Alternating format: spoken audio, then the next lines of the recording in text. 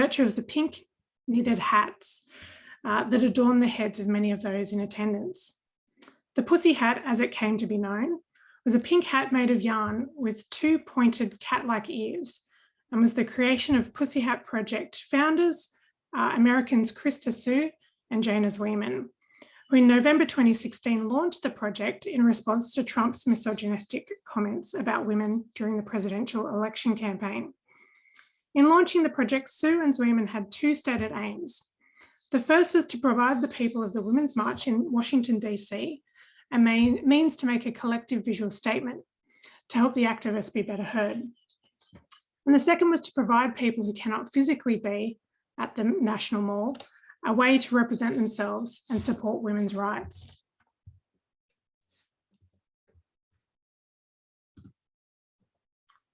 A few years earlier in 2012, the Knitting Nanos Against Gas, or NAG as they are known, was established in northern New South Wales in response to concerns over the exploration of mining and coal seam gas on agricultural lands.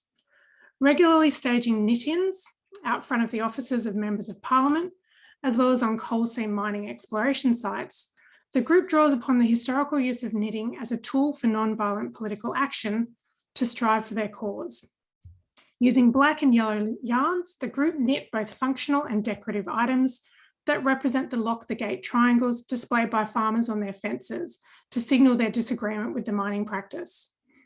For the NAGs, knitting is a means of taking purposeful action towards social and political change by tenaciously bearing witness to mining activities.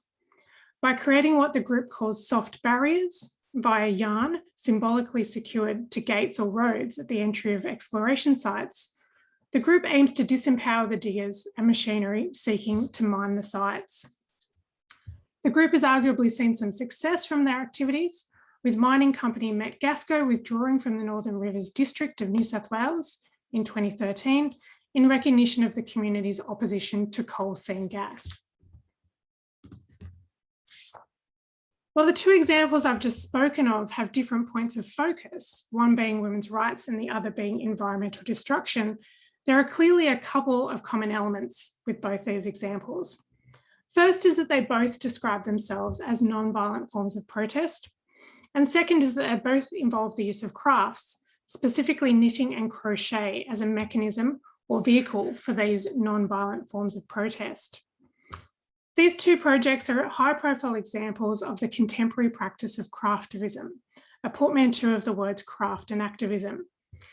The term craftivism came to prominence in the early 2000s and was popularised through the work and writings of crafter Betsy Greer. In her Craftivism, her co-authored Craftivism manifesto, Greer and her co-authors define the practice as being about raising consciousness, creating a better world stitch by stitch. Craftivism is about creating wider conversations about uncomfortable social issues. A craftivist is anyone who uses their craft to help the greater good or in resistance to a greater social ill. Craftivism encourages people to challenge injustice and find creative solutions to conflict. Greer's definition of craftivism has evolved over time and has been taken up by other practitioners and scholars of craft who have expanded upon and critiqued what the term means. But in essence, it describes acts of crafting that are motivated by social or political activism. At this point, I want to take a couple of steps back to explain a little bit about how I, as a criminologist, actually came to be interested in craftivism, because the link is not necessarily always obvious. My introduction to the practice of craftivism came about through my encounters with yarn bombing, which is a form of knitting graffiti, whereby yarn bombers attach knitted or crocheted yarn to public objects such as light poles, benches, trees, or bike racks, amongst a whole host of other locations. As someone who crafts as a hobby, encountering knitting graffiti in the wild was quite an interesting discovery. I knew that the creations took a lot of work and skill, but as a criminologist, my imagination was also piqued. I was initially interested in the legal responses or lack thereof to the practice compared to other forms of street art and graffiti. And I also wanted to learn more about who was doing this and why. After interviewing yarn bombers about their experiences of and motivations for engaging in knitting graffiti, my research scope widened out. and it became clear that I needed to ask questions beyond the legality of the act and official responses to it. As some yarn bombers revealed, taking up yarn bombing was a form of resistance and a tool for engaging in activism. That is, it was a form of craftivism, a way for them to make statements about a range of social, environmental, and political concerns via yarn. For example, some yarn bombers I interviewed explained that the act was a way of reclaiming public space, challenging consumerism and the commercialisation of environments. By yarn bombing these spaces, they were inviting communities to enjoy their surroundings more. It was an act of subversion and resistance against bland, corporately owned sites and settings. For other yarn bombers, the practice was a way to make a political statement about an issue that they were passionate about, including the environment, marriage equality, and gender equality. As the three quotes I've got up here from my interview explain, one of the yarn bombers was doing a campaign for 350org, which is an international movement of ordinary people working to end the age of fossil fuels. And another was using yarn bombing to speak about their support for marriage equality and also to raise awareness about gender rights and equality. So after speaking to yarn bombers, I was prompted to look further into the ways in which craft was being used as a tool for activism and protest. The contemporary practice of craftivism, as I defined earlier, whilst a relatively recent term though, actually has its origins in centuries of radical craft work, where women and marginalised peoples in particular have employed crafts to protest, take a stand or comment on issues that concern them. Although some of the most widely celebrated historical examples of craft activism tend to be focused on the efforts of colonial white women, such as the suffragette banners and embroideries of the early 20th century, in reality, this history spans across many cultures and geographic locations. For example, Gandhi urged his followers to craft hand-spun, hand-woven cloth on a spinning wheel as an act of defiance against the exploitative and controlling economic and political system of textile manufacturing that came with British colonial rule. This act became a symbol not just of self-reliance and Indigenous products at a time when British textile laws threatened India's independence, but also was also a show of defiance against colonial rule. According to Carpenter, each generation has produced its own radical crafters who engaged in projects involving collective production and experiential performance to focus public discourse on an issue. What was specifically of interest to me was the way in which crafts intersect with criminal and social justice considerations. And what I found is that acts of craftivism have the capacity to facilitate public discourse on social and criminal justice concerns and provide a mechanism through which campaigners can mobilise around social justice advocacy. So what I want to do is actually highlight three kind of broad categories of social justice craftivism that I believe demonstrate how effective this mode of activism can be, not just for those who are engaging or witnessing or encountering these creations, but also for those who are participating in the making of them. The first area of social justice craftivism I want to highlight are collective projects that aim to draw attention to and question state abuses of power. The first example on the left here is from the Knit Your Revolt crew, who in 2015 led a series of protests against the Queensland State Government's Criminal Law, Criminal Organisation Disruption Amendment Bill, which was colloquially referred to as the anti-bikie law because of its focus on outlaw motorcycle gangs. This law proposed to make it a criminal offence for individuals to associate with members of certain organisations as identified by law enforcement. The Knit Your Revolt crew, as well as others, raised concerns on the bill's potential to impact on personal freedoms, arguing that law-abiding non-gang motorcycle riders might be caught up in the application of the legislation by police, opening the door to further association laws that could in the future could include members of environmental NGOs, trade unions, community groups, and asylum seekers.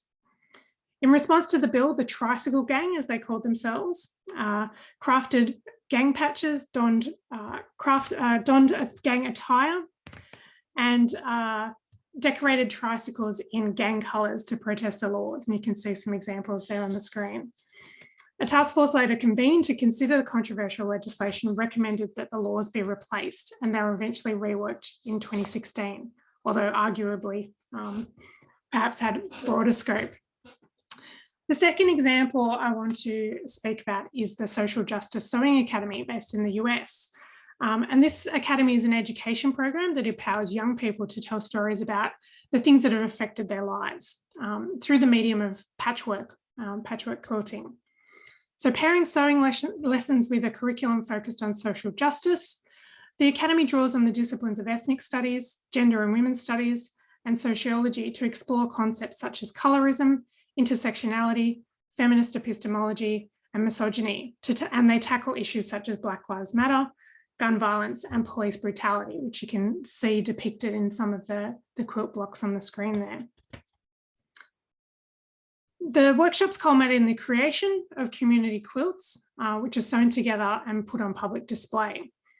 In addition to this program, the Academy has established a memorial quilt project, which creates quilts for the families of people lost to violence, as well as the Remembrance Project, which, to quote from the Academy, creates activist art banners for local and national organisations to publicly display for solidarity in the fight for justice, for social justice and remembrance of victims lost to violence. So they particularly focus on those who might have been lost to authority violence, such as police brutality, community violence, so those who might have been a victim of a drive-by shooting, racially motivated violence, so hate crimes, and those who've been victims of violence against LGBTQI communities, domestic violence, and missing and murdered Indigenous women. And the third example here under challenging state power is the embroidery collective across Chile, who emerged in 2019 in the aftermath of protests in Chile against increasing subway fares. During the protests, a significant number of eye injuries were sustained by protesters during clashes with riot police.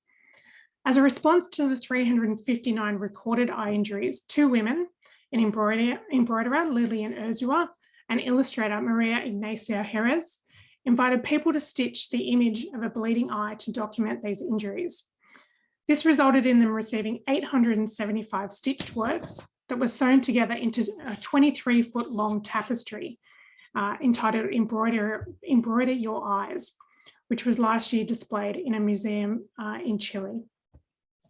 The use of embroidery in this way continues a long tradition of using sewing as a form of expression against state violence and oppression in Chile.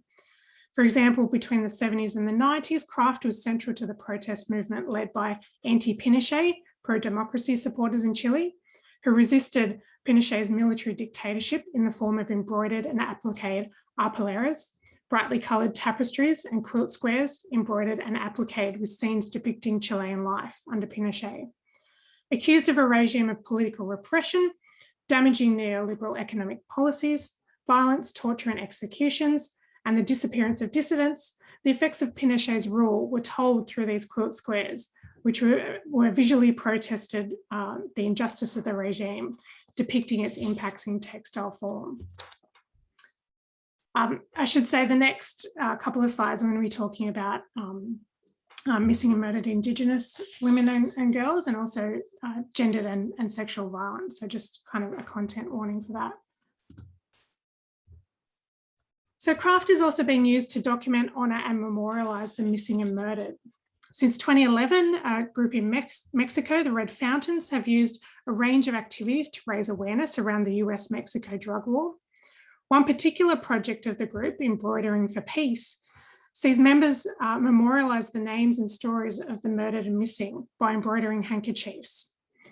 Red thread depicts, the red thread is used for the murdered, black thread for journalists who have died, pink or purple thread for victims of femicide, and green thread for the missing, which are then displayed in the main square of Mexico's Coyoacan district. And you can see an example there on the screen. As Professor of Rhetoric and Composition, Maureen Daly-Goggin notes, in stitching the activist memorial sampler for every victim, the embroiderers are stitching against the normalisation of violence that has taken over during the last half dozen years in Mexico. In Canada, 2 projects have aimed to highlight violence against Indigenous women, girls, and Two-Spirit people. The Walking with Our Sisters commemorative project, conceptualised in 2012 by Métis artist Christy Belcourt, invited people to contribute 600 pairs of hand-beaded vamps, which are the upper panels of moccasin shoes, to represent the estimated 600 Aboriginal women and girls that had gone missing or had been murdered in Canada. Saramo notes that moccasin making has been a woman's job in many Indigenous communities, and beading speaks to community, culture, tradition, history, and individual identity. Contributors were invited to create these moccasin tops as a way to honour the missing and murdered women, their families, and to call for attention to be paid to the issue. And this was at a time before Canada actually held their inquiry into missing and murdered Indigenous women, girls, and Two-Spirit people. According to Anderson, the vamps were not sewn into moccasins, but rather remained as fragmentary and incomplete testimonies to the unfinished lives they represented. Belcourt ended up receiving over 1,700 pairs of vamps from almost 1,400 artists. The eventual public displaying of the vamps was Indigenous-led, carried out in accordance with traditional ceremonies by the hosting community and under the guidance of elders across Canada. As Saramo notes, the ceremony can unsettle and challenge these privileged spaces such as art galleries, so often characterised by whiteness, high social and economic standing, and positioning on unceded Indigenous lands. Just mindful of the time, I'm probably running out, aren't I? The We Care quilt is another example to commemorate and remember missing and murdered Indigenous women, girls, and Two-Spirit people. And it was created by Indigenous and non-Indigenous crafters who made 42 We Care quilt squares that represented the creators' commitment to ending violence against Indigenous women, girls, and Two-Spirit individuals. The squares were stitched together to form the quilt during quilting workshops, and the finished quilt was unveiled at the 2017 Women's Memorial March in Manitoba, then put on permanent display at the University of Winnipeg. And the final examples I want to talk about are in relation to raising awareness around gender-based violence and sexual violence. The 2 examples here are the Monument Quilt and a Say No to Domestic Violence project that's actually here in Sydney, out in Blacktown. The Monument Quilt was initiated by Baltimore-based creative artists and aimed to upset the culture of rape and promote a culture of consent. Through a series of quilt making workshops around the US and Mexico, the collective provided support to survivors of sexual and intimate partner violence to create quilt blocks. It was envisaged as a way to support victims of sexual violence and help them heal. The group worked to include marginalised populations to give victims a voice through these creation of the blocks. The final quilt featured over 3,000 individual quilt blocks, and the quilt was put on full display in Washington DC's National Mall, which I've got a photo of there, and it aimed to disrupt public discourse on sexual violence. And the second example, if it's not on display now, it's probably coming up very shortly, is the Knit Bomb project hosted by Blacktown Council. And it is a way to invite the community to consider issues of domestic and family violence. So members of the community are invited to knit and crochet squares in a range of colours and sizes, and then they're installed through parts of Blacktown City. In addition to creating a visual show against violence, when the display is removed, the squares are commercially washed, sewn into blankets, and then shared with local charity organisations. Okay, I'm going to finish up my last slide. So I think, as I hope these examples have demonstrated, acts of craft can be mobilised for political or activist ends to draw attention to issues of concern within communities. These creative approaches to highlighting concerns around social justice are participatory, meaning that the process of making and creating becomes a way to consider the issues more deeply. Craftivism provides a gentle way for us to engage with difficult topics. It can help start or facilitate conversations about challenging issues that audiences might otherwise avoid engaging with. It can also give a voice to victim survivors and provide them with new ways to share, process, and heal from their experiences. And indeed, there's growing evidence that hands-on practices of making can have therapeutic benefits. But more than this, these approaches also urge us to pay greater attention to the intersectional activism that's going on, the historical context of craft and art activism, and how these forms of knowledge should and must be engaged with by academics and shared in our work. So I think with that, I'll finish up, and I'm happy to take any questions people might have. Thank you so much, Alice. That was such a great presentation, and really interested in those issues that you raised at the end about participatory politics and the sharing of these stories and these examples.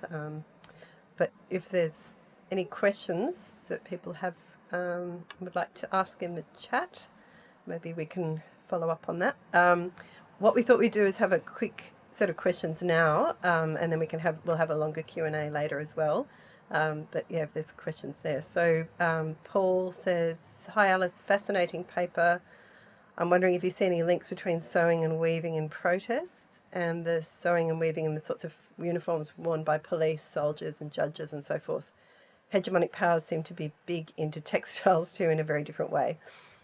Yeah, that's a great question, actually. And I probably haven't explored that as much as I could or should have, because, you know, this research started as a bit of a side project for me. My kind of primary area of research has been on police image work. So actually, maybe that is something I should look into a little bit more. I mean, I think certainly textiles, you know, maybe, you know, create opportunities for symbols of power as well in these kinds of organisations. We know how powerful the uniform can be, for example, for police. So Paul, thank you for that. I'm actually going to file that one away and look into that a little bit more, and perhaps combine my two research interests even further than I have already.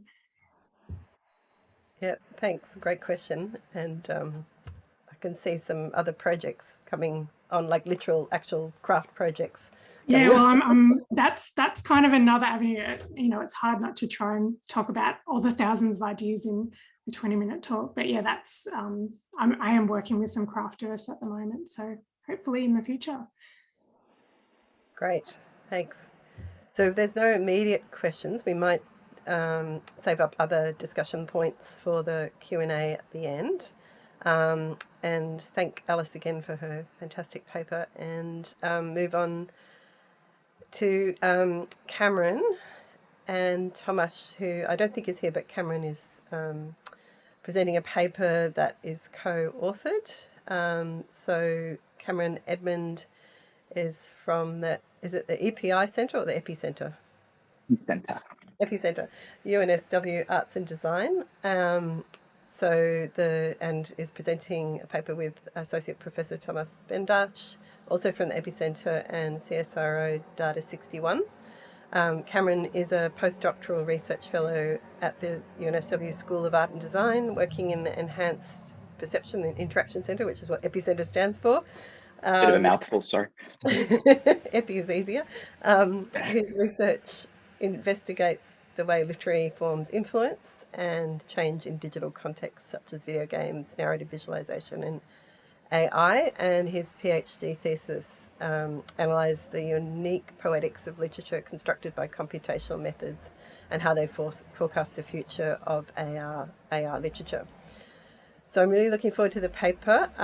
It's called In That Tyrant's Power, Artbots and Collisions with Social Crisis. Thank you so much, Justine. Just share my screen here and cross my fingers. Okay, hopefully that's working. Groovy. Okay, so there we go. Okay, hello everyone. So yeah, my name's Cameron, and today I'm going to be talking about Artbots and how they can influence, comment on, or otherwise kind of collide with social crises. Just going to shut the window here because someone's singing outside my window. Okay, hopefully no one can hear that. So this is an area that I'm really interested in, and I became really interested in last year during kind of the Black Lives Matter protests, predominantly in the US, and also during kind of COVID-19 19. And I became interested in this because while we often see bots as kind of a negative force, especially in social media contexts, that's obviously an important conversation to have, but there's also this other relationship that I think we can have with bots, especially on platforms like Twitter, that I'm broadly calling Artbots colliding with social crises. This is based on a pilot study I did last year. So the results aren't the greatest in the world, but I'll talk a little bit about that kind of as I go. Okay, so like I said, I became really interested in this during the sort of reignition, if you like, of the Black Lives Matter protests and movement in the US. As many of us know, the murder of George Floyd by members of the Minneapolis Police Department sparked these global protests, with the Black Lives Matter hashtag, which had appeared previously, coming really back into prominence. And what I found really interesting about this is that this time around, it was being used a lot for not just kind of communicating ideas, but also as actually a method of communicating resources, coordinating protests, communicating, you know, in a very, very practical sense. This is not obviously the first time that hashtags have been used to do this, or social media has been used to do this. But what was interesting about this is while this was going on, you then kind of had some interference appearing. So these are images I took from The Verge, but what happened when you typed in, and some of you might have remembered this, when you typed in Black Lives Matter or you typed in BLM on a platform like Instagram, you would get a few posts that were talking about what was going on, trying to get people together, letting people know where they can go and stuff. But you got all of these blank squares as well. And the reason for this is this trend known as Blackout Tuesday kind of emerged, where the idea was that you would try to show your own solidarity by posting a black square. And a lot of people did this with very good intentions. A lot of celebrities also did it. A lot of companies also did it. But because they were hashtagging in BLM or Black Lives Matter, it kind of just became interference, right? It meant that if you were looking for information and you were looking for resources, instead you were literally being kind of met with this kind of blacked out wall. So it was almost like it was kind of blocking the actual actions of resistance and resilience that people were trying to take. So I found that very interesting. And what I also found interesting is that over on my Twitter feed, where I pretty much exclusively follow bots and Jean, my Twitter feed was full of all these bots that were posting out different things, not engaging directly with the Black Lives Matter hashtags or even the conversation, but by virtue of being on Twitter, were kind of part of the conversation in a sense. And when I talk about bots, what I'm talking about here, when I talk about Artbots, is bots that are made for Twitter, not for the purposes of promoting a movie or anything like that, but instead at creating some sort of little piece of art. Generally, it's poetic, but we also have bots that create ASCII art, bots that create kind of emoji art, or bots that repurpose old images, which I'll show a couple of examples of later. But what I found really interesting here is that on the day that the then President Donald Trump stated his intentions to deploy the National Guard to stop protests, two bots made some interesting posts. So the first one is a bot called Emote at the Location, which I don't believe is with us anymore. But Emote at the Location, it does what it says on the tin. It's based on the Panic at the Disco kind of band name, and it'll post blank at the blank. And on this day, when people were obviously very upset about what was going on and very fearful about the fact that we had, this kind of threat of martial law essentially in the US, it posted "calm down at the protest." Now, 15 quote tweets, 105 likes doesn't look like a lot for a bot, but in the context of Twitter bots, it was pretty big, and there was a lot of people having discussions, including the actual creator of the bot, who sort of chimed in and said, "Sorry, I don't agree with my bot today." But at the same time, while we had this, we had another bot, Davenart's Gandhi bot, which basically just posts excerpts of this old manuscript called Gandhi Bird, posted, "And while they doubt you in that tyrant's power." And the reason I really liked this is that it's a very ominous quote, but there's sort of this sense of hope in there somewhere. It's a contradiction of the doubt. It's a contradiction of the tyrant's power. It's ending with a comma. It's leaving it up to the reader. You know, what can you do to break away from this tyrant's power? And I find these really interesting because these guys would take these bots. I personify bots all the time. These bots were taking place in the discourse of Twitter. They were taking place in the discourse around Black Lives Matter without interrupting it, without chiming into the hashtags or anything like that. But they were still part of the conversation. And the people commenting on the emote location bot were talking about Black Lives Matter, and they were kind of scolding the bot in a playful way, which sort of created a little bit of camaraderie. And, you know, on this day that was quite a distressing day for a lot of people, they were able to have a little bit of levity, I guess. But these bots are awareless. They're not designed to do this. They're just posting on a pattern which happens to line up in a really interesting way. And so I think what these provide us is an interesting way to rethink our relationship with any sort of automated art in online contexts, and where they can be used in a discourse of resistance. They can actually become kind of our companions on that journey in an unthinking way. So just before I get too far into that, I'll just briefly kind of talk about what I mean when I talk about an art bot. Basically, I'm using this term to give myself a little bit more specificity here. There are lots of boring and benign bots out there. There are bots that, you know, are set up for a film or a band. There are accounts of celebrities that are partially driven by bots, all that type of stuff. And there are malicious bots, obviously. But the bots I'm talking about here are the ones that are made for creative expression in some sort of way. And the makeup of these bots, well, they are using literary form. Like I say, some post images, but most are engaging in a literary form in some way. There's a textual medium involved, but they're also very graphic. They might have, you know, banner images, which might be a bit silly, but they also have their kind of avatar image, which is posted with all of their posts. So there's definitely a visual image, and you can put a face, if you like, to these bots when you engage with them and when they pop into your feed. And on that note of popping into the feed, they're an interjection by nature. When you're scrolling through Twitter, unless you've got an account set up just to follow bots, you're not necessarily expecting to see them, but they're going to appear while you're being advertised to, while you're being told who to follow, while you're communicating with other people.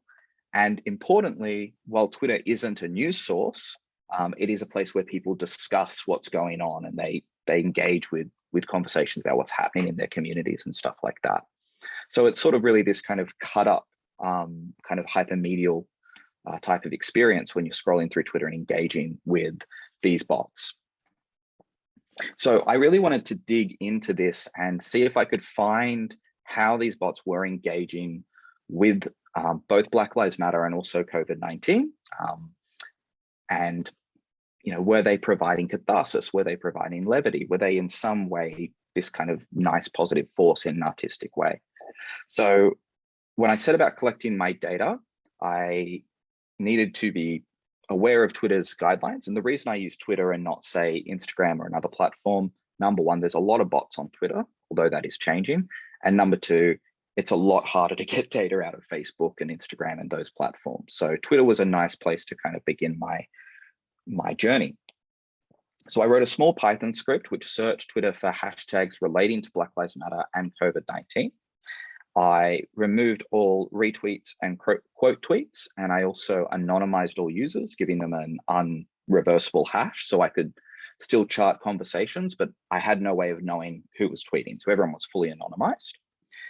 And I collected about 900 tweets per hashtag per day to make sure I was well under the kind of the upper barriers of Twitter, where they might lock your account for collecting too much data and that kind of thing. Now, that didn't mean I got 900 good tweets a day for each hashtag. It just meant I got 900 tweets. Then I had to go through that data. Some stuff I had to delete because it identified people. Some stuff I had to delete because it was spam or it was duplicates, that kind of stuff. So what I'm going to show you is just a couple of my preliminary findings. Again, this is kind of a work in progress. I'm not currently collecting data here, but this is something I want to kind of start up again, knowing what I know now from doing this. And the first thing I learned is some hashtags are really barren. So the Together at Home hashtag, which a lot of people talked about around this time, I only got about 994 tweets all up in my entire collection period. So a little over a day's worth of tweets. What I found though is people were tweeting about self-help, but there's often advertising attached. People were kayaking, drinking tea, staying positive, celebrations of the autumn equinox, lots of stuff like that. Also video game ads that kind of leveraged people's isolation, which was a little bit gross, you know.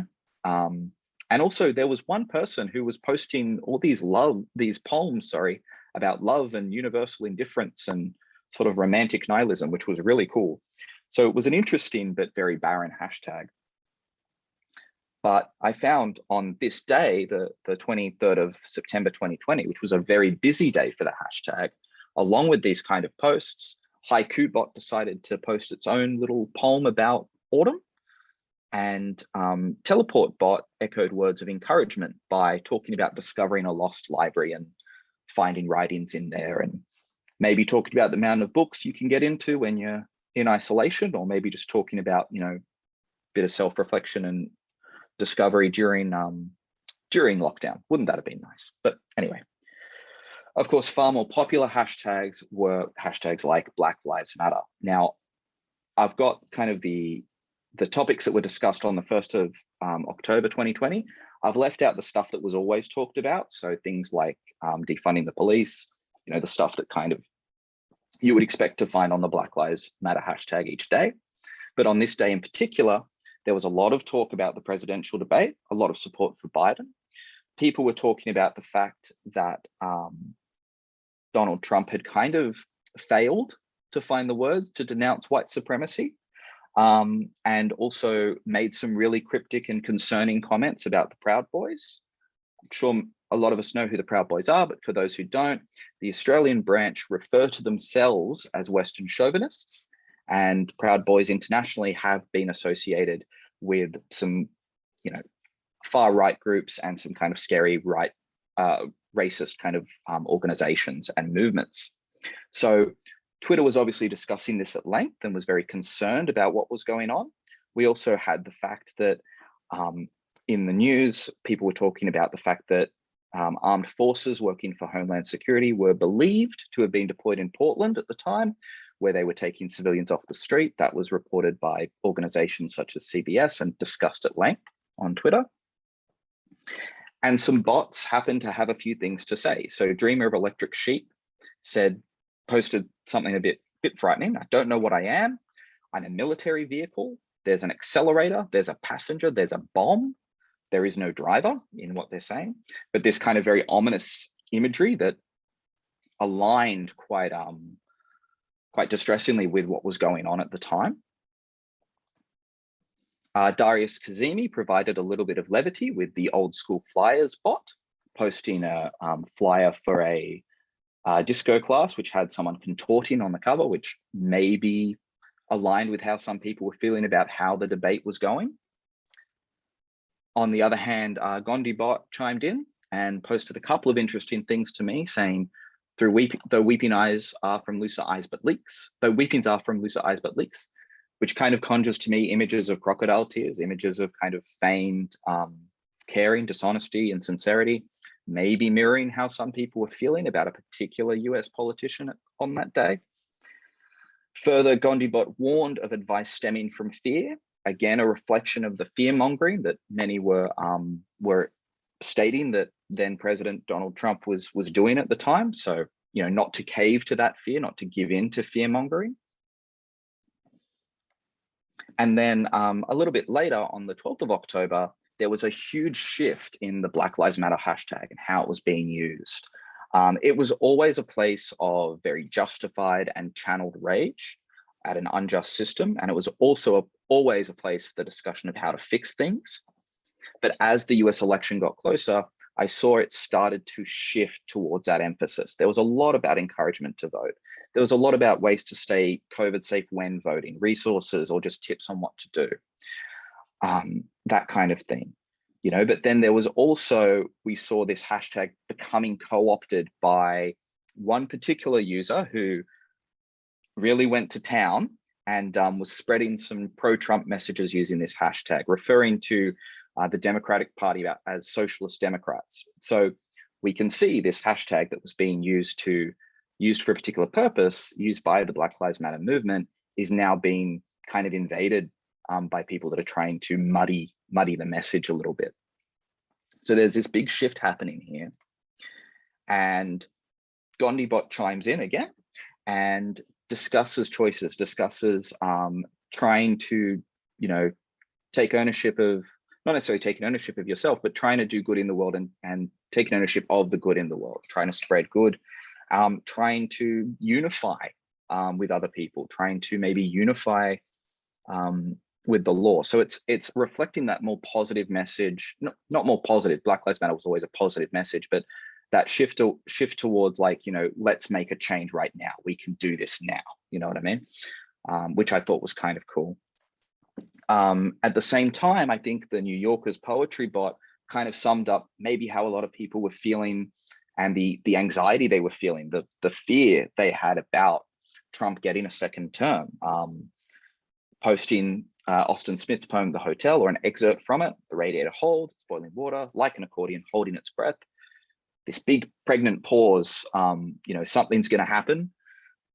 There's going to be a big change, but is it going to be scalding boiling water, or is it going to be music? Is it going to be a positive? Is it going to be a positive change, or are we in for some more bad times? And finally, and I don't really know what to make of this one, but I just thought it was really cool. The Mary Shelley bot, which is normally quiet. I don't know what pattern the Mary Shelley bot posts on, but it posts very rarely. The Mary Shelley bot came to life on this day and talked about resurrection, talked about inhumanity. I'll leave that one up for discussion, I guess, but I thought that was an interesting one to have kind of arise on as we were sitting on this big change, right, that a lot of people were very anxious about. Okay, and so those are just a few examples of some of the things I found. Like I say, this was a pilot study that I'm hoping to get a chance to continue. But one thing that I've found is it's really interesting to chart how conversations in hashtags are changing and evolving over days. Although looking at the data from kind of afar like that, perhaps something is lost from sitting down and engaging with it as it's flowing. So there is that kind of dilemma there. Trends are easy to track, but individuals aren't, and you shouldn't really be tracking individuals anyway, so maybe that's a good thing. But that also means bots are really, really hard to track, especially because a lot of the bots I'm looking at, the art bots, they tend to abide by kind of the unwritten rule that you don't, I wouldn't create a bot that posts into a hashtag because then I'm spamming that hashtag with my bot, which is not cool. So you can't track them in those conventional methods. I thought I could just grab them at the end, all the bots that I knew existed, go through and find their tweets on those days, but Twitter makes that really hard to do, funnily enough. And although some of these bots provide catharsis, provide humor, maybe reflect how we're feeling, all sorts of things, some of this can be really unwanted and distasteful. The Calm Down at the Protest bot is a good example. That was kind of taken in good spirits and stuff, but that could have very easily been something that made people more distressed, right?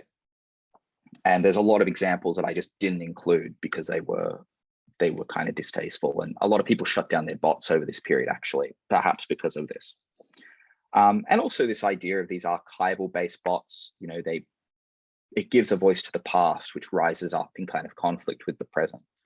Now I know I'm running desperately out of time, so like I say, it's not a complete project, but I think that what I've done so far shows that maybe there is a space for these kind of online automations, these automated artworks online, to engage with us in some way and help us on our paths of resistance where we're engaging with social media and other forms online. Cool, thank you. Thank you, Cameron. That was fascinating and such a great archive of those moments, which when you started talking about them, they sort of flash up in memory. So love to hear some questions, if anybody has a quick question for Cameron.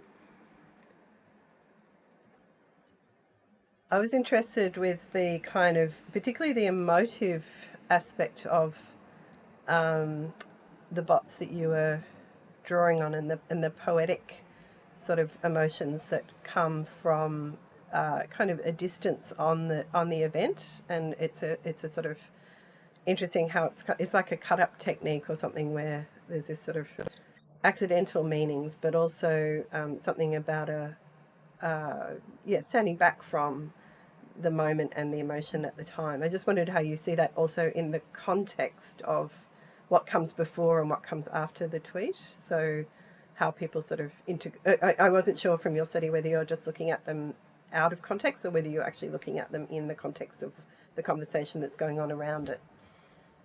Yeah, that's an awesome question. It's tricky because, you know, my Twitter feed is obviously different from anyone else's. So I might have this tweet about something going on right after a bot that kind of lines up with it nicely, whereas for another individual they might not. And then kind of, I guess, one of the flaws, I guess, in my in the way I'm collecting the data that I'm still trying to grapple with is I'm creating these links. I'm saying this is what was going on in this hashtag, and these are what the bots were saying. But how many people actually experience that on the day like that, you know? And if the answer is no one, then maybe I'm creating an effect where there wasn't one. Like I'm suggesting there was an effect where there wasn't one.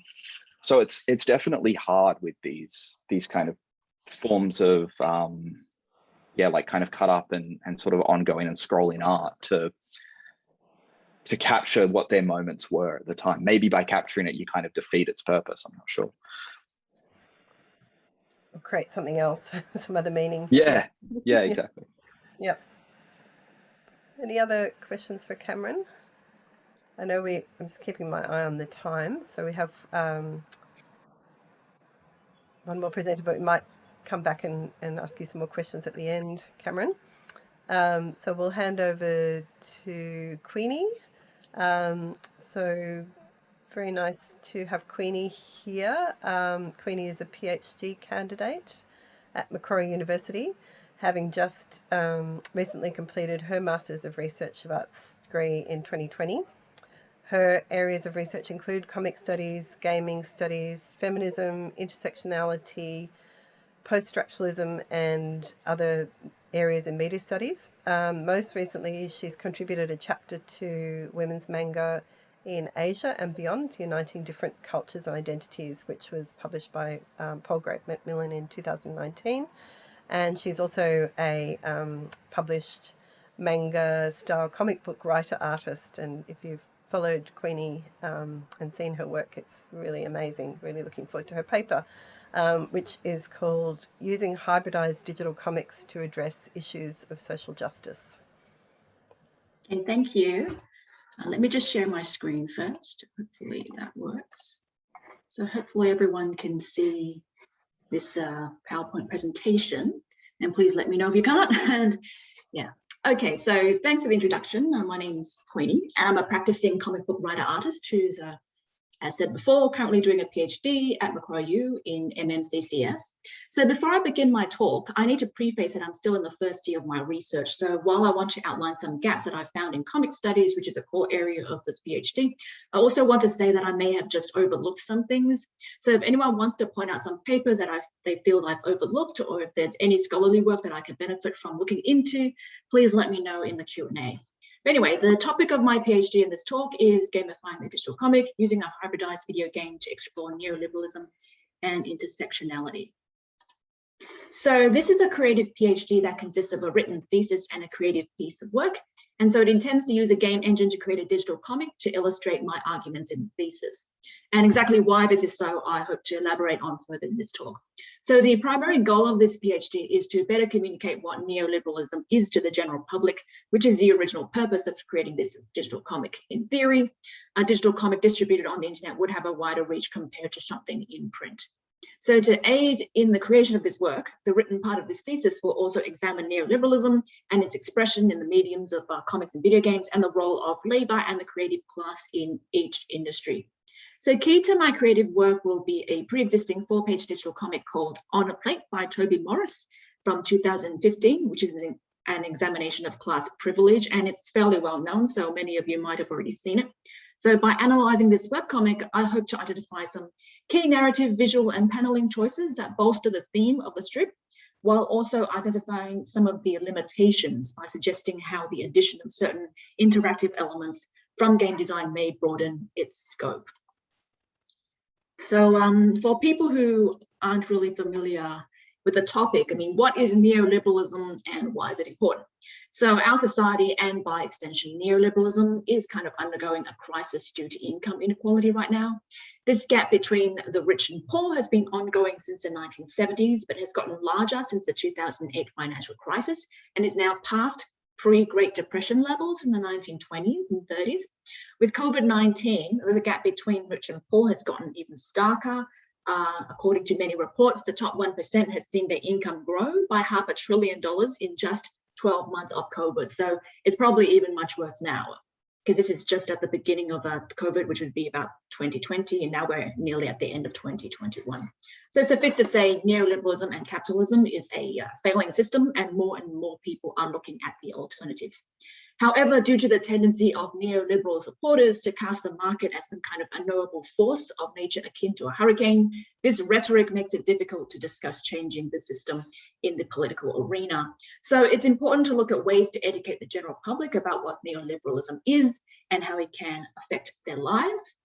This is something that academia is not so great at doing. There's a lot of papers on neoliberalism, but not many that tries to kind of reach out and speak to a more general audience, and which is something that this PhD hopes to alleviate. So neoliberalism is a broad topic that can be approached in many ways. It's also indivisible from capitalism. The two share many overlapping characteristics, as they do with other issues like globalism, imperialism, and financialization. So speaking in a very, very general sense, both neoliberalism and capitalism go beyond mere economic systems, and instead are societal systems that expropriates, exploits, and reorganizes social, political, and economic life in all its entirety. Neoliberalism specifically has a focus on the idea of individual freedom, expressed through the idea of the free market efficiency, individual agency, and self-reliance. So it demands a government that will not intervene except in the case of enforcing the protection of private property, and say its ultimate goal, inverted commas so to speak, is the reduction of all aspects of life into units of profitability. So from a governmentality perspective, it can be explained through Foucault's concept of biopower, which is the exploitation of all social life in its entirety, especially of immaterial things that go beyond physical labor, such as creative labor as part of the creative class, mind share as consumers, learners as students of vocational schools, and even as raw materials for things like genetic engineering. So I'm going to briefly show you the case study On a Plate. Now, there's been many attempts in comics to educate the public about neoliberalism or to address societal problems or tensions caused by neoliberal policies. This strip is one of them. Another one, for an example, is First Dog on the Moon, which is an Australian strip that also does the same thing in The Guardian online. So as a comic book artist, all of these are of interest to me, as it can be used as a basis for my own creative work. But my goal is also slightly different to these creators, since I aim to push the boundaries of digital comics somewhat, which I'll talk about later on. So let's have a look at this case study On a Plate, like I said, by Toby Morris from 2015. So it's published by Radio New Zealand, and you can find it online quite easily since it was quite popular. So I'm going to talk about what the comics does well, and I'm going to go through it briefly so you could see what it's about and how it expresses its message. So it starts off with two people, one called Richard, one called Paul, and it starts off as, with them as babies. And so it goes through with them through all the various formative stages of their lives. And it shows you how, because of their social positions, Richard was born into a fairly well-off, at least middle-class family, while Paula was born into definitely a poor or working-class family, and how all these differences caused by their social backgrounds kind of accumulate through pretty much all stages of their lives. And the end of the comic has Richard being celebrated for his success, and at a party, and people ask him, what is your secret? And he says, oh, you know, I work hard, and that's pretty much it. And all these people who are just asking for handouts, you know, should rethink themselves. And this is where Paula and Richard meet, where Paula is basically a serving person. And it kind of shows you the obliviousness of Richard to kind of the advantages that he's been given by his parents, the things that he was born into, and he's just completely clueless about that. So that is the thrust of this strip. Whereas Paula is like, come on, you know, she has the same qualities as Richard, but this is what she ends up with, serving him and handing him things on a plate. So clearly this is about the accumulative nature of capitalism and how those who are born with more tend to be oblivious to that and be convinced that life is purely a meritocracy. So I think that this strip does a very good job of undermining that way of thinking by showing parallel lives, but born in rich versus poor circumstances that gradually but significantly shape their lives over time. So firstly, I think the creator, by drawing these two people to look similar and by placing their lives side by side in the paneling style, it kind of encourages you to compare the two and find out what their greatest differences are, namely their environment as opposed to their personal qualities. And it's also relatively short, so its scenario is simple enough for anyone to place themselves into these characters' shoes and identify with them. So all in all, I think this is a very successful critique of some of neoliberalism's core tenets like work hard and you'll succeed, and kind of presents it in a way that's very easy for an ordinary person to understand. And what I think it could have done more of, like I said, I think it's very well done, but I wondered where it could have gone further. For example, this strip doesn't really address race or gender. The strip has a female co-lead, but apart from being condescendingly referred to as sweetie, like by a distrusting boss, in this panel here, there's very little mention of her gender and how it may affect her life choices and opportunities. Likewise, both of these characters are white. If non-white characters experience racial discrimination, then that's also invisible from the strip. And to be honest, given the parallel lives format of the strip and its themes and goals, I don't think the creator could have addressed either race or gender in the story given its short length. Nor is there any easy way to. I mean, the nature of print comics, which this resembles even though it's digital, means that you can only compare kind of two lives in this format, and trying to add some kind of third parallel life, find a third column will just kind of disrupt the format, confuse the message, and kind of degrade the readability. So here's where it's bumping up against the limitations of print-based comics, which needs to adhere to the format of a printed page, which this digital comics does try to. So this is despite the fact that this is a digital comic, and since it contains limited animation, I'm going to hover my mouse over. I'm not sure if people can see. There is a very little bit of animation with people moving their hand, and you know, this guy finger wagging here and things like that. And so this animation isn't really necessary for the message, but the fact that it exists shows that it's intended for digital distribution. So this brings a question to mind. If this is a comic that's made for digital realm, why did Morris take full advantage of digital comics to do something a bit more interactive, something that could have enhanced his message further by including race and gender into his parallel lives format, or kind of try to push against the boundaries of what is considered to be the digital comic? Of course, there's a lot of reasons why that might not happen. We don't really know. And but if he did do it, what would that look like? So this kind of brings forth the idea of digital comics as a whole, and I'll spend a little bit of time talking about digital comics in academia. So digital comics is obviously not a new concept. It's been around for as long as the internet has, probably before. Scott McCloud first explored the idea of the infinite canvas way back in the 90s, and with that, while that movement gained some traction, what we understand as comics stayed mostly in print page format, and digital comics also adhered mostly to the so-called skeuomorphic image of the book. So even though migration to the digital realm has removed the fixed linearity of print and allowed a kind of hypertextual approach, digital comics hasn't really managed to carve out a discernible niche in the Western media landscape. So for that reason, there's no official terminology for the kind of digital comics that isn't a straightforward electronic adaptation of a print comic. So despite the internet being saturated by comics, French theorist Anthony Ragoul suggests that I noticed that a number of terms are used freely and interchangeably for digital comics, ranging from interactive comics to EBD, online comics, webcomics, webtoons, multimedia comics, digital comics, and also very academic terms, because I haven't really seen them anywhere else, turbo media and BD/I. So far, there's been no attempt by consumers to differentiate between skeuomorphic digital versions of print comics and digital comics that employ all the bells and whistles of technology, such as hyperlinks, animation, sound, and interactive elements. And it's pretty much the same in academia. The digital revolution may be at the forefront of many artistic mediums, but the area of digital comics still remain a kind of poorly defined area within comic studies and even within new and hybrid media studies. The reasons for this are quite complex, ranging from a lack of academic consensus on boundaries and definitions, like a viable text to analyze, where it's an issue of availability or distribution, dismissive attitudes from some influential academics, and the ongoing decolonization of academia, and so on. And this, combined with a lack of academic attention, has kind of opened digital comics up for claiming by other disciplines. So after all, once animation has been kind of introduced to a comic, the question arises as to what point a comic ceases to be a comic and kind of becomes an animation. So without these boundaries, digital comics are often in danger of being claimed by film or video game disciplines, or being kind of swallowed into the generic clump that academics label multimedia, for lack of a better term. So, and then there are the theorists like Bronstein and Ragul and Dittmar, who believe that digital comics may not be a subset of comics, but an entirely new medium, since it lacks the juxtaposed sequential paneling and spatial temporal spontaneity that most consider a hallmark of this medium. And there's also some academics who've been dismissive of the experimentations in digital comics, including Scott McCloud, when questioned about motion comics, a form of digital comics that combines animation and sound with comics. Scott said, "I think animation could play a role in comics in a certain context, but I think full-out motion are a sad temporary abomination." So that quote was from 2011. And likewise, new media luminary Henry Jenkins was unimpressed.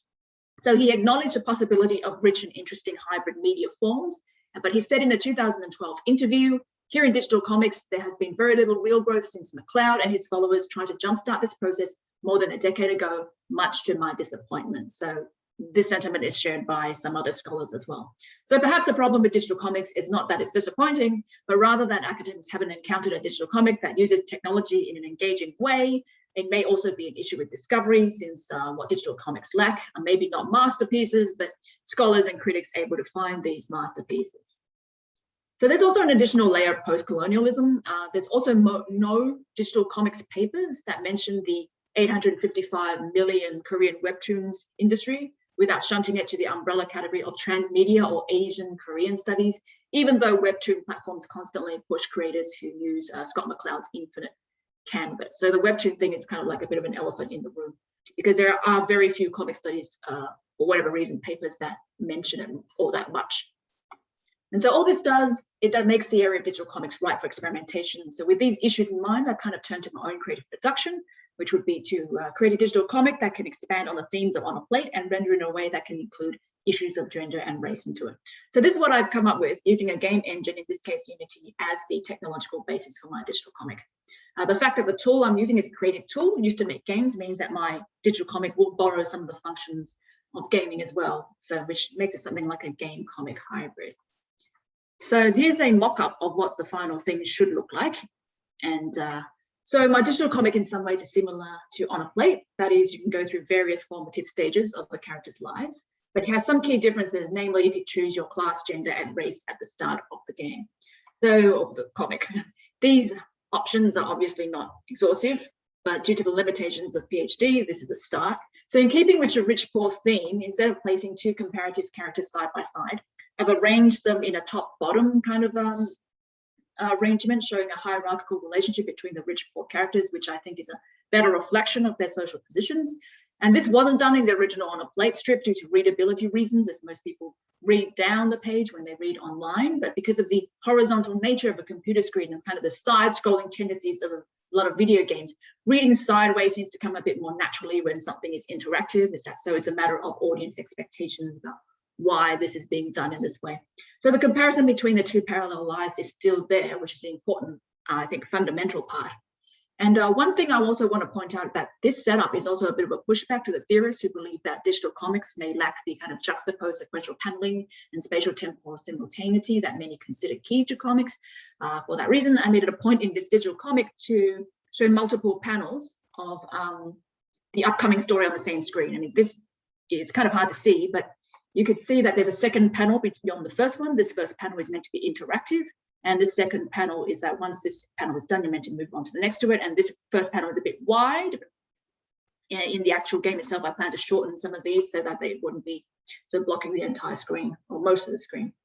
So I think that by showing future and past panels on the screen, now the player to scroll back and forth between this page, it's more like a section, it's not really a page anymore.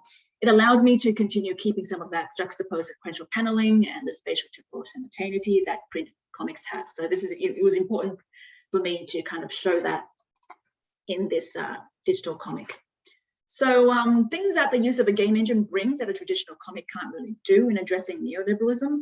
And first is the fact that you can ask a reader to choose a character that moves just between beyond rich and poor and involve gender and race as well.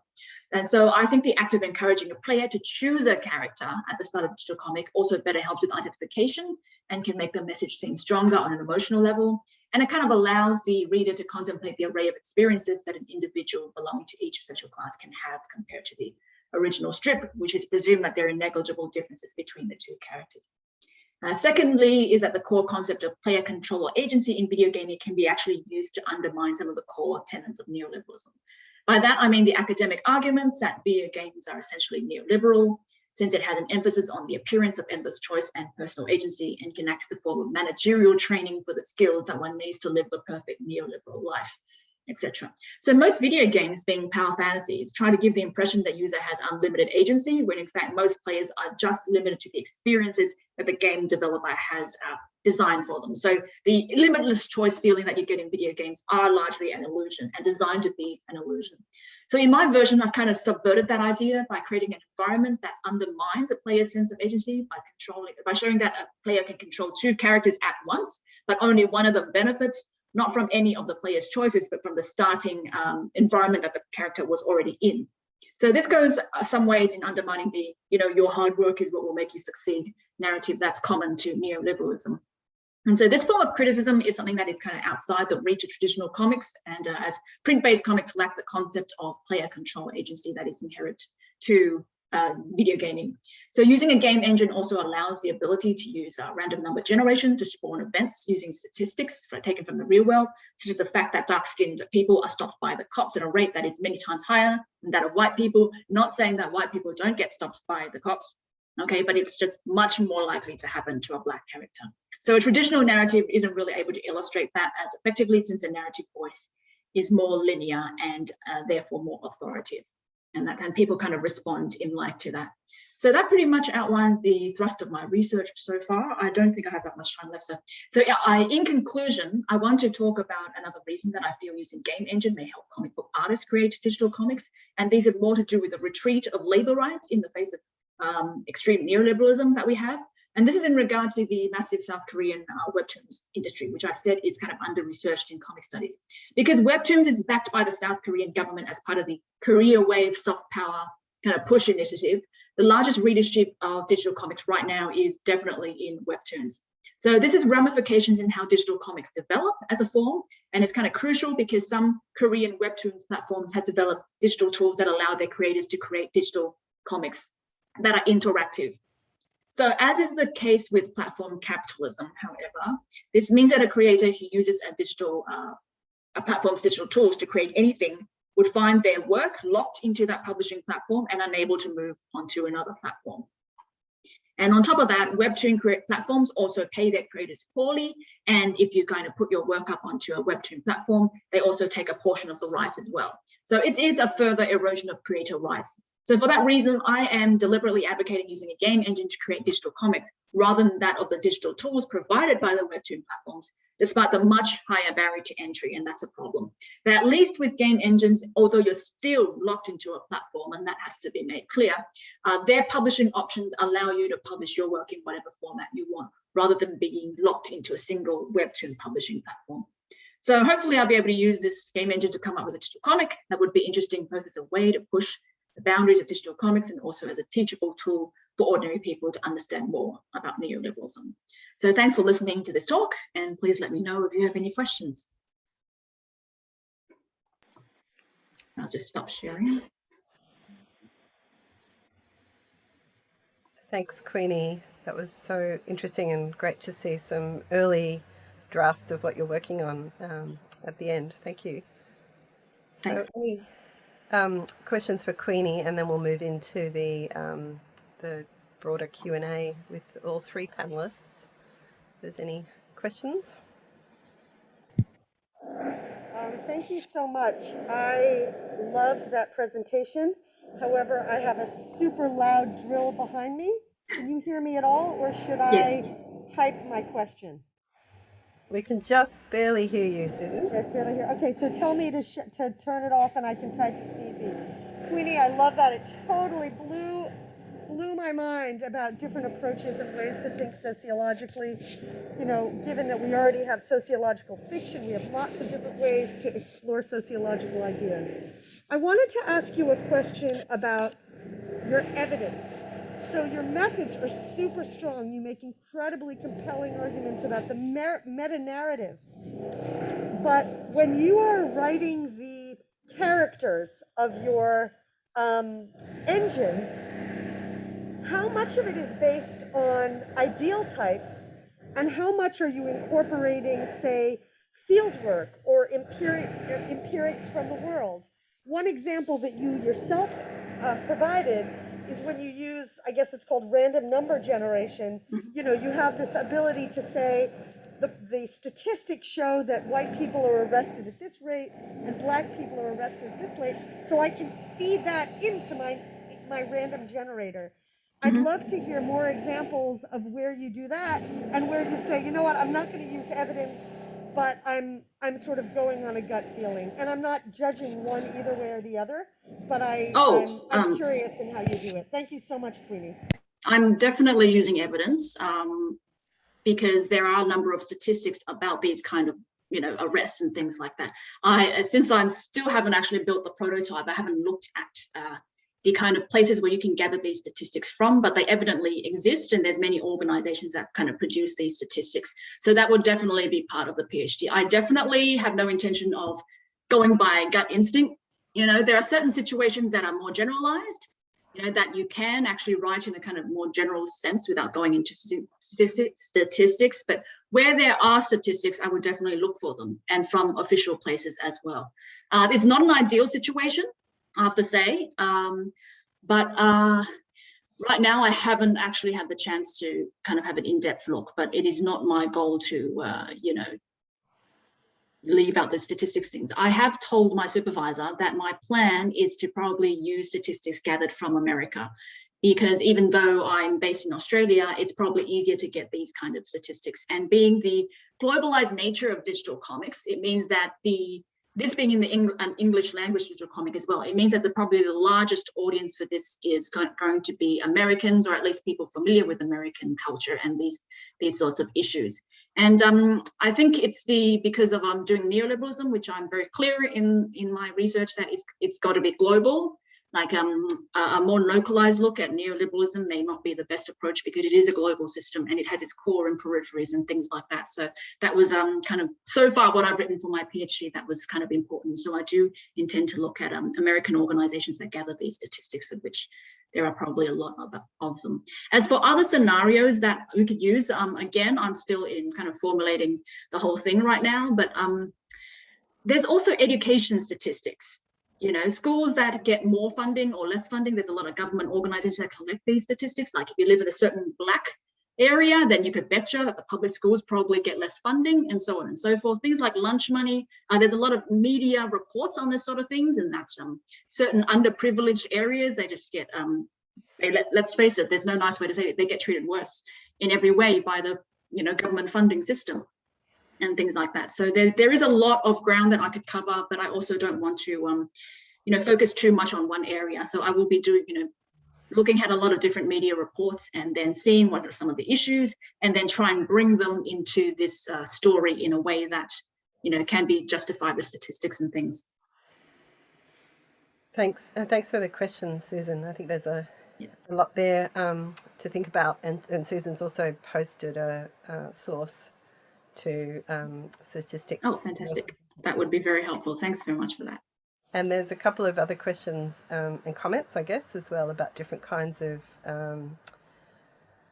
game. Oh, that's very helpful. And discrimination kind of scenarios that have been dealt with in game culture before. I guess there's also a question from Cameron about what engines or tools you're currently using to make your digital comic, and how I'm using.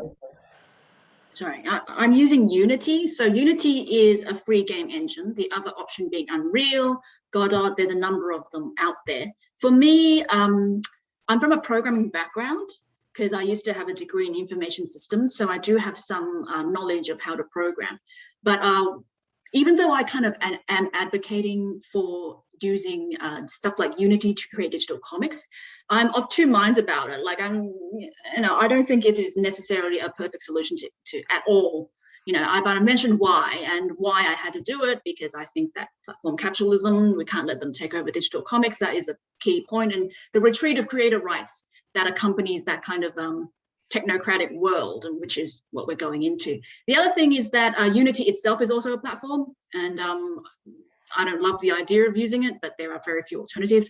But I think the biggest problem is that there is a huge barrier to entry when it comes to using things like Unity, because it's a do anything you want kind of engine. So you really need the technical knowledge to be able to build something, anything like halfway decent that functions in a system, a game engine like Unity. I mean, I have the skills because I come from that kind of background, but I acknowledge that the vast majority of comic creators who want to do something similar do not have the skills, which is why it's kind of opened up a space for these webtoon platforms to come in and give you, here are some very, very easy tools for you to use, and you could just press a few buttons and you can do these funny things, and it's going to be super cool. And people gravitate towards these platforms for a reason, because they offer you easy tools to build your story.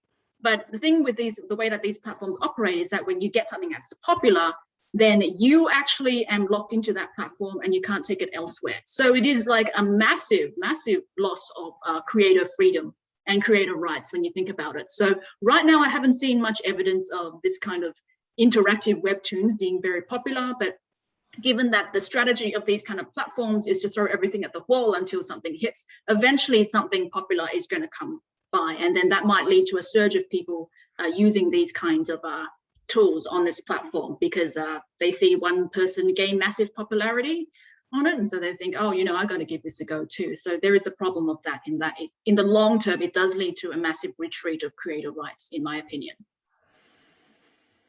Thanks, Queenie, and thanks for all the great questions and information being shared in the chat.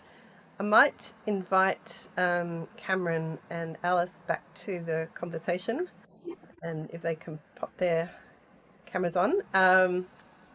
So we just thought we'd have a few minutes now till 1:30 when we finish for lunch, is to have a sort of broader kind of Q&A discussion about maybe some of the points of connection and themes across the papers, because I think there's some really interesting kind of points across. So I might just start that off by kind of going back to where Alice finished, which is on that point of participatory politics and the shape of the cultural forms that all of you have discussed, being very open and actually inviting participation, and the actual making of the story, the making of the narratives are very open. And I just wondered about sort of the scholarly communication that we're all participating in, how we can actually include some of those into our presentation of these ideas, and also engaging with the voices, because I think there was so many interesting voices in all of the papers and stories in all the papers that Safta made us think about right from the beginning, and I just wondered maybe you could speak to that point. Does anyone want to take that up? Yep. I'm happy to jump in. I guess this is something I'm grappling with myself in terms of thinking about how we as academics engage with topics, what kind of topics we engage with, but also how we communicate our work. Traditionally it is, peer-reviewed journal articles and things like that. And I'm really interested more in exploring how I can use more creative forms of communicating. So exploring how I can do craftivism myself, for example. I don't necessarily have the answers as to the best way to do that yet, but it's something that I'm exploring as a new way of kind of communicating ideas or engaging people in topics, or even kind of democratizing knowledge a bit more, because, academic articles are primarily behind paywalls, academics talking to other academics. I think, art, craft, creative forms allow us to kind of go beyond those sort of academic boundaries. Yeah. Cameron or Queenie, did you want to talk about that in relation to your work? I think sort of what Queenie was saying about coding was kind of, I think that resonates a bit with my work too. You know, a lot of the bot making stuff, it's, you know, it's written, a lot of the time it's written by people from a background where they've had the affordances of learning how to code and learning how to program. And there's obviously lots of really cool initiatives, things like Black Girls Code and stuff to, you know, try and get more diverse voices in programming and getting people that might not have those opportunities to learn how to code. And I had the same thing, what you were talking about, Queenie, when I was teaching game design is, you know, trying to drop that barrier of entry for people. And Unity is a great tool, but like you say, there's this huge barrier there for using it that Unity tech themselves don't seem to acknowledge actually exists. And the same thing in coding. There's some tools out there like Cheatbots Done Quick and Kate Compton's Tracery tool, which are great for lowering the barrier of entry for entering into bot making and making it easier for more people to learn how to make bots. But there's only so much you can do in that space. So it's definitely something to be aware of when talking about these forms of art and resistance. Yeah, just to jump off on what Cameron was saying, the barrier of entry thing is definitely an issue, but I also wonder, I also think that the conversation in this area is kind of not very good.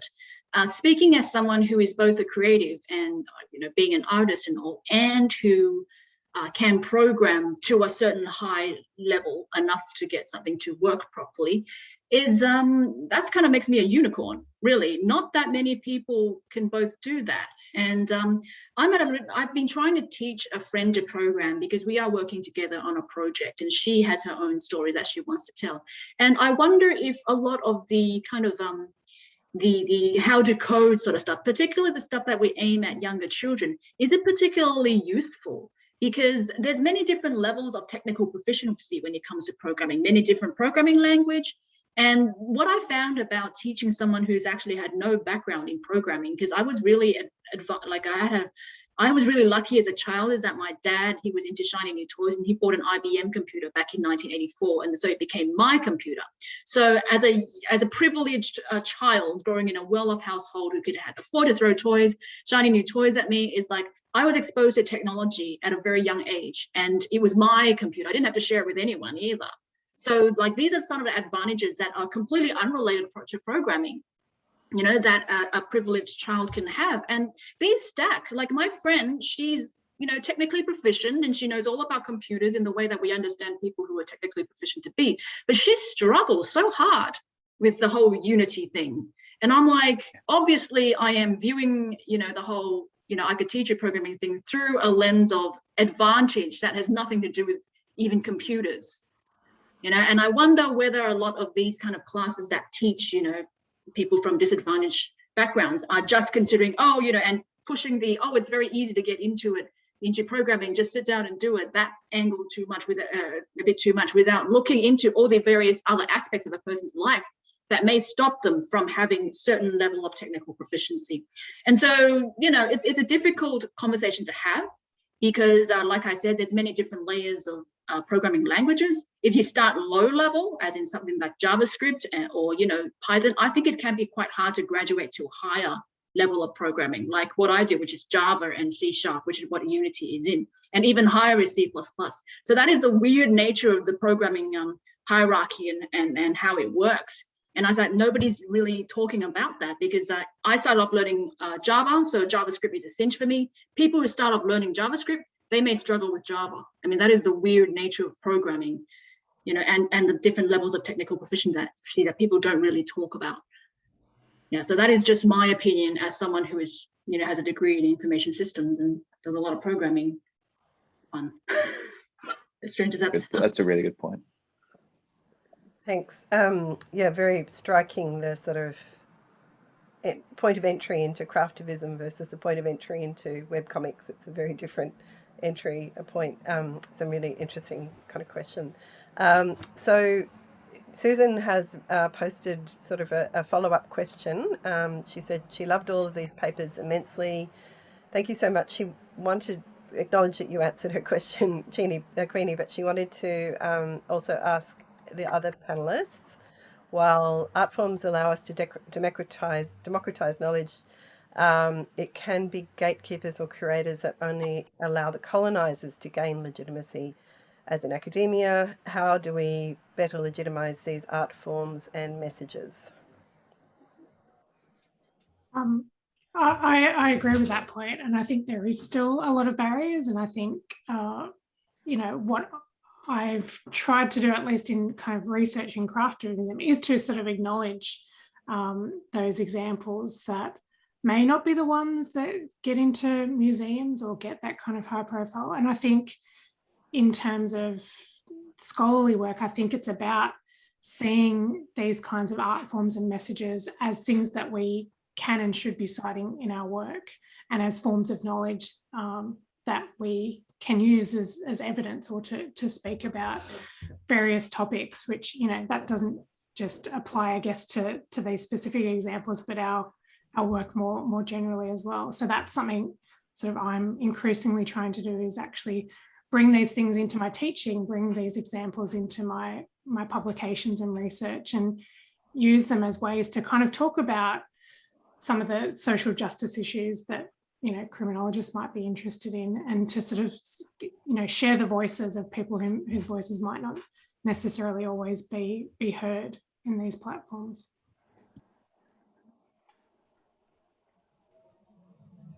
One thing that I find kind of with my work is talking about those kind of like the bots that repurpose old literary works. They tend to kind of rely on works that were in like the literary canon, which is, you know, overwhelmingly white dudes, because literary canons are horrible concepts. So as cool as it is to have, like, say, Mary Shelley's voice, you know, kind of aligning with Black Lives Matter, well, what about you know, what about writers of color that you know, were writing at the time, or something like that? Why aren't their voices being, you know, propped up by these bots and stuff like that? So definitely that idea of it just kind of you know, allowing the colonizers to gain more legitimacy, I think is a big dilemma in bot making, and in the artworks that we tend to try to repurpose and reuse in our work, that, you know, probably myself and a lot of other ones need to do more to stop. Thanks. Queenie, did you want to address that? Yeah, just going off on what Cameron said about the whole white dude in bots problem.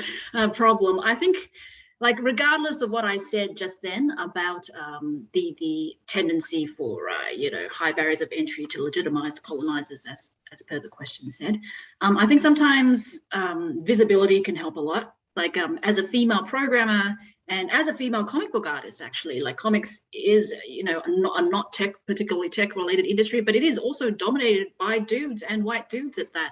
And it's the same for tech. Occasionally you get the Asian tech bro, but generally speaking, all the high profile tech bros tend to be white, while, you know, the Asian tech bros tend to be kind of like the image of a sweatshop, you know, programmer, you know, all the guys at the managers at the top are all white dudes partying, while all the people doing the actual work are all the Asian dudes sitting in the cubicles. I mean, that is the general viewpoint of what people imagine, and sometimes the Indian tech bros as well, that happens, of the tech industry.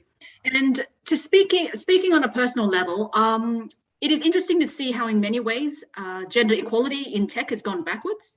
When I was doing software engineering at University of New South Wales 20 years ago in 1998, a third of my class was female. And I was very encouraged by that, because that was much higher than engineers. Back then, engineers, I think 1 in 10 were women. All the other guys were men. But recently I ran into someone, and this happened, I think, last year. So 20 years later, that was studying in the same course at UNSW doing software engineering. And so she was a girl. So I asked them, oh, you know, how many women in software engineering? And she says, like, 1 in 10. You know, so I was shocked by that statistics, and how that actually went backwards when 20 years ago, we had 33% of the class is women. Now it's 10%. It's like, what happened? And it's not because women aren't in tech. We have ridiculous amounts of, programs and organizations that support women in tech, but somehow women are just not going into the more hardcore techie field. So in a weird kind of way, technology has been democratized in that women use their phones all the time, like it's no big deal, it's normal, it's not considered geeky to be technologically proficient in an everyday sense. But the really high level of technology that you need to have, the knowledge that you need, the high level stuff that allows you to actually make things and make decisions that, have some real impact on the world, it's probably become even more dominated by men. And I'm just like baffled about how this process even happened.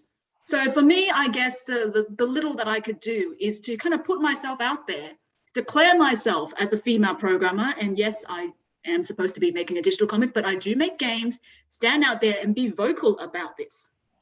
Saying, just letting people know that women programmers do exist, and no, we don't make girl games. At least that's not the point of it. And it's such a complicated thing, but I think every little bit helps. And it's the same for comics as well. I had someone, when I went to my old high school to do a talk about my comics work, this was around about 2008, and where there were a lot of people reading comics in schools, and comics was very popular because of the Marvel movies.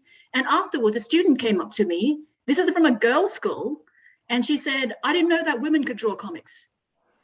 And I'm like, why do you not know? There's been women comic book artists for, forever, right? And their works are available in libraries, and yet the popular perception is that really only men draw comics that, become books and people read it or something.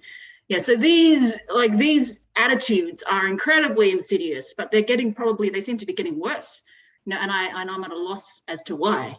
So all I could do is pretty much stand up and just go out there and let people know I exist.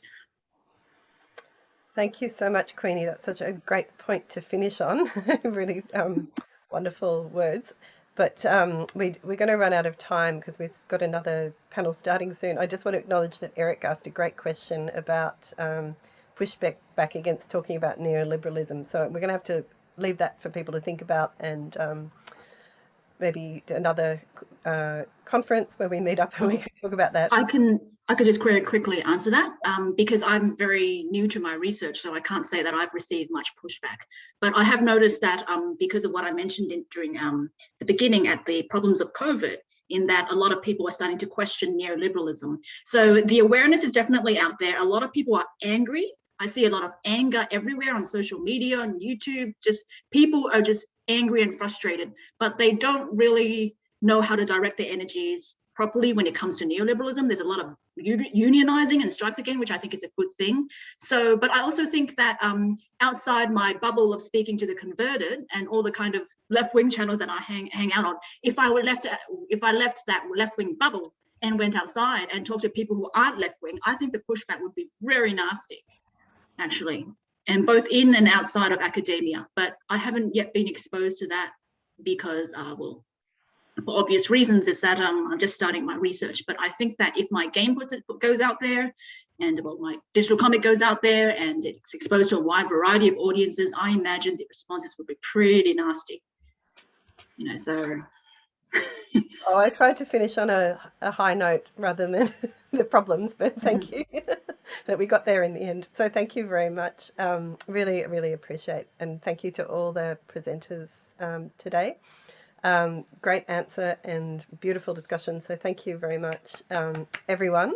We're going to have to close this Zoom now, but we're coming back at 2 o'clock for another wonderful keynote by Bonnie Durick. If you don't have the link to that, please email us. And we really appreciate all the efforts and hearing all the great ideas today. We look forward to keeping in contact with you and through the Centre for Media History. So we will be sending out the recording link we have recorded, and that will go up on the YouTube, CMH YouTube. Thank you so much again, and ciao for now.